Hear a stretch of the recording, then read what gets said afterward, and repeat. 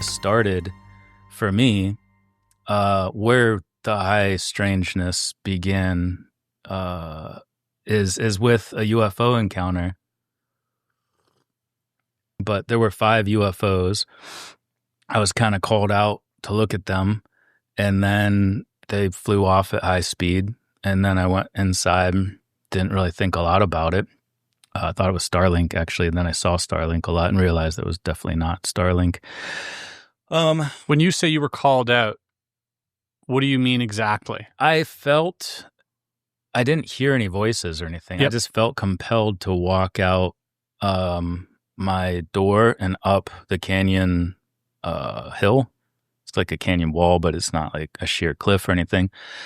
To a place I could see clearly where these 5 lights were, but it wasn't like, I say compelled. It wasn't like I was instructed or anything, but there's really no reason I would just walk out there. At that, it was like 12:30 in the morning. It was at night. Saw these 5 UFOs. I think it was late 2021, maybe fall of 2021 when that happened. And then probably March of 2022, so actually, this connects a couple different woo things, because you and I at breakfast were talking about out-of-body experiences. And ever since this balcony experience, again, I'm going to answer that question. Sure. But there are some important bits of information that I think help contextualize that.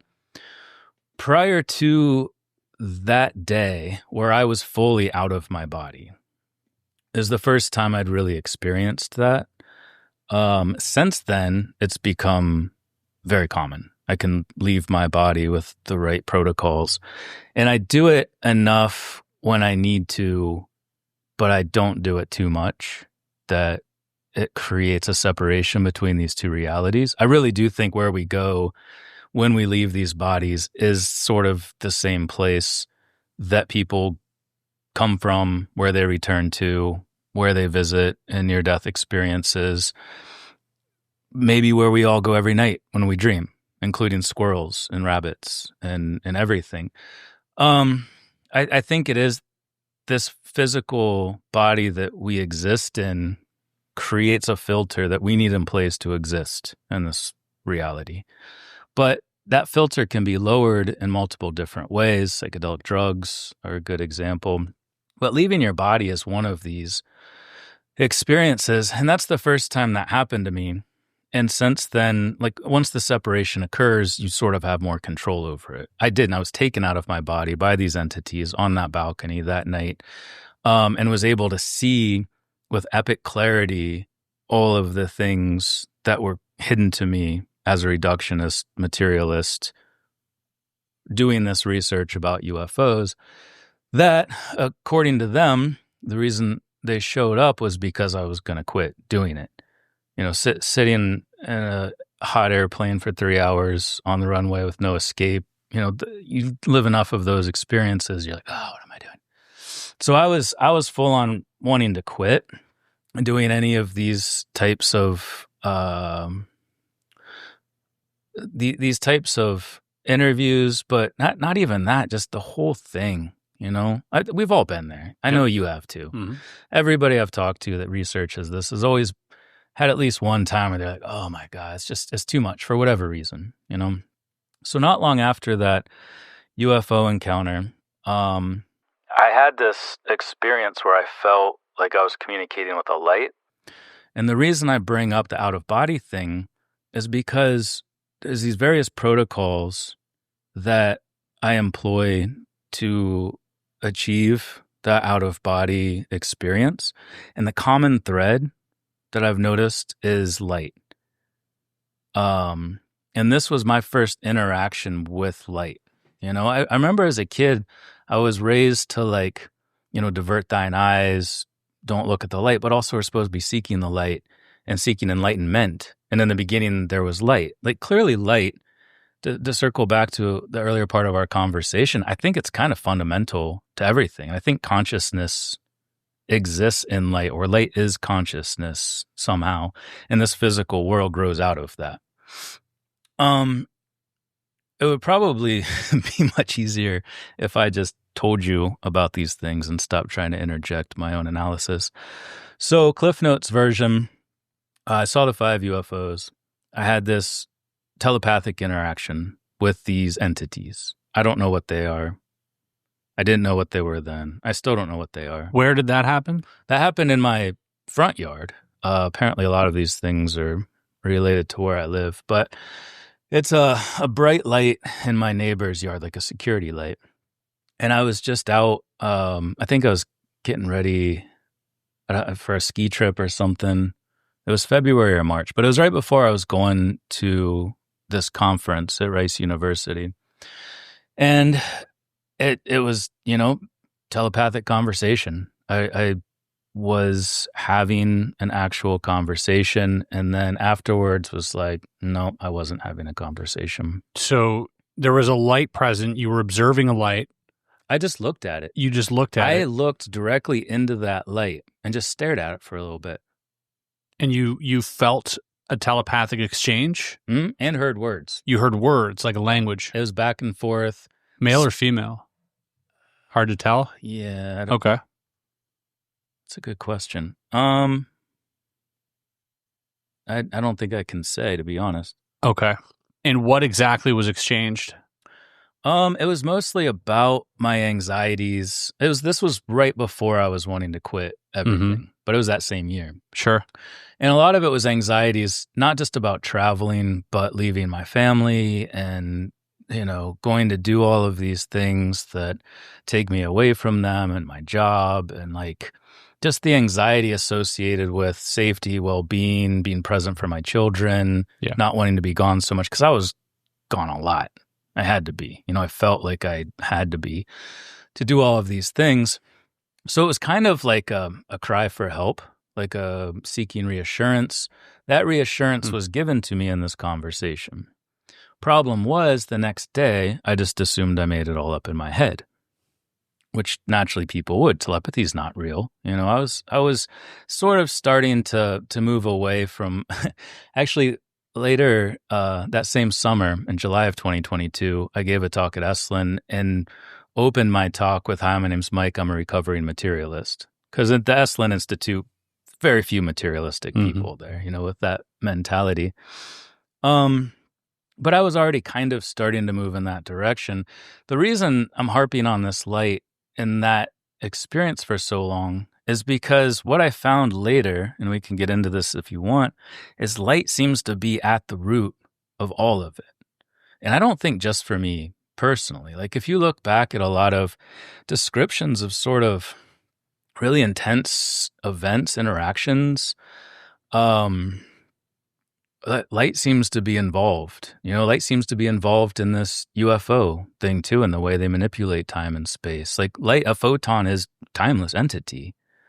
Eric Wargo talks about how, in the Gedanken experiment, the delayed choice, Wheeler's delayed choice experiment, the photon, the electron, it doesn't seem to care whether you open or close that slit before or after.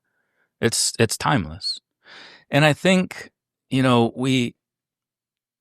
I don't know. It's so hard to give this holistic description of what happened, because it all seems to be related to all of it in different ways. And I'm just recently starting to see the entire picture more clearly over the last 6 months. But then I try to articulate and it sounds like absolute gibberish. So I apologize. I apologize to you. I apologize to It sounds your fine. viewers. No need to apologize. I will try to keep a train of thought, at least to have a timeline. Sure.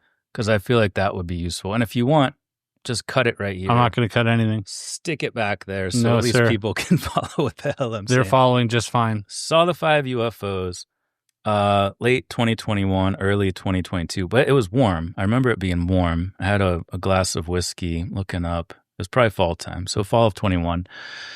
February or March of 22, right before the opening of the Archives of the Impossible conference at Rice, I had this telepathic interaction with this light.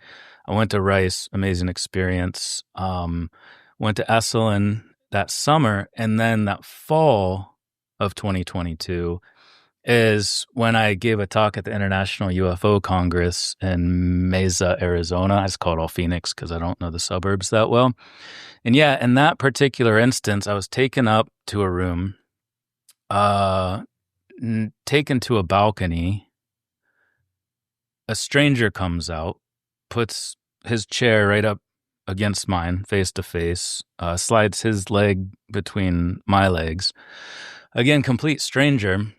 And then tells me, we know you've been thinking about quitting lately, and we'd prefer you not do that, which, as I mentioned earlier, was something I had wanted to do. Problem is, I didn't tell anybody that. That was just a thought in my head when I was washing dishes about 2 weeks before this conference. I was just standing there. It's like, I'm done. It's just too much. I need to be home. I need to be with my family. I'm sick of all of the pains of traveling and preparing talks and doing these talks. So I just decided I would do this conference and dip out. So to have a complete stranger come up and tell me that shook me to my core, obviously. You know, like that's not, it's like, how could you know that? And this is where it's really important to stress this, and I haven't done this enough, and I apologize for people. Well, I also still don't know what's going on, but I didn't know the first time I started talking about this with Jesse Michaels, who that individual was. I had no way of knowing. It was a complete stranger to me. But I have learned things since that allow me to frame that conversation more, and not just because I've gotten to know that individual, but because of a number of other things that have continued to happen with the same entities that were speaking through this individual that night. So this individual was channeled. There was a channeled entity coming through this individual who you didn't know prior, who was a complete stranger to you, who you now have come to know the body of the entity in which it inhabited, the person. You know this person now. Yeah, and he doesn't like the word channel. Okay. I don't either, but I don't. We run into so many limitations with our language. Yeah. Deep trance mediumship is Okay. one I've seen. But yeah, that's there was something speaking was through him, and not just something, Chris. This is the important part. It was the same entities that I was talking to in the before that Rice University conference, and whom I have had multiple interactions with since. That one was definitely the most impactful because it was an intervention, not just because I wanted to quit. They very politely asked me not to. That was the very first thing is, we know you've been thinking about quitting lately. We'd prefer you not do that yet. So they politely asked me to not do this thing that I had only thought in my mind while washing dishes. I wasn't looking at that light that time. I was just minding my own business, washing my dishes. But they referenced that thought specifically through this individual. The individual was, yes, a conduit of sorts. Sure. I think it's hard because it takes some of the agency away. Like, he is a person. Yeah. He was there. Heidi was a person. She was there. But there was some sort of interaction taking place with a high intelligence that has the ability to speak through other individuals and through light. And it was the same ones. And I know that because they referenced that conversation we had early in March before I went to that conference. That's how I know it was the same entities. And I've come to realize that it's always these same entities.